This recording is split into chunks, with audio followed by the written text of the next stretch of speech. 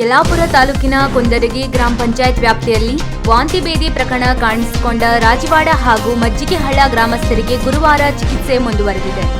ಆರೋಗ್ಯ ಇಲಾಖೆಯ ಸಿಬ್ಬಂದಿ ಹಾಗೂ ವೈದ್ಯಾಧಿಕಾರಿಗಳು ಗ್ರಾಮದ ಮನೆಗೆ ಭೇಟಿ ನೀಡಿ ರೋಗಿಗಳಿಗೆ ಸೂಕ್ತ ಚಿಕಿತ್ಸೆ ಮುಂದುವರೆಸಿದರು. ಅಲ್ಲದೆ ಆರೋಗ್ಯದ ಕುರಿತಾಗಿ ಜಾಗೃತಿಯನ್ನು ಮೂಡಿಸಿದರು. ಜಿಲ್ಲಾ ಸರ್ವೇಕ್ಷಣಾಧಿಕಾರಿ ಡಾಕ್ಟರ್ ಅರ್ಚನಾ ನಾಯ್ಕ್ ಗುರುವಾರ ಗ್ರಾಮಕ್ಕೆ ಭೇಟಿ ನೀಡಿ ಗ್ರಾಮಸ್ಥರ ಆರೋಗ್ಯ ವಿಚಾರಿಸಿದರು. ಗ್ರಾಮಸ್ಥರ ಆರೋಗ್ಯದ ಕುರಿತು ಸರಿಯಾದ ಕಾಳಜಿ ವಹಿಸುವಂತೆ ಆರೋಗ್ಯ ಇಲಾಖೆಯ ಅಧಿಕಾರಿಗಳಿಗೆ ಸೂಚನೆಯನ್ನು ನೀಡಿದ್ದಾರೆ. ತಾಲೂಕು ಆರೋಗ್ಯಾಧಿಕಾರಿ ಡಾಕ್ಟರ್ ನರೇಂದ್ರ ಪವಾರ್, ತಾಲೂಕು ಪಂಚಾಯತ್ ಇಒ ರಾಜೇಂದ್ರ ಧನವಾಡ್ಕರ್, ಗ್ರಾಮ ಪಂಚಾಯತ್ ಅಧ್ಯಕ್ಷೆ ಯಮುನಾ ಸಿದ್ದಿ, ಪಿಡಿಒ ರವಿ ಪಟ್ಕಾರ್, ಸಾಂಕ್ರಾಮಿಕ ರೋಗ ತಜ್ಞರು, ಆರೋಗ್ಯ ಇಲಾಖೆಯ ಅಧಿಕಾರಿಗಳು ಉಪಸ್ಥಿತರಿದ್ದರು.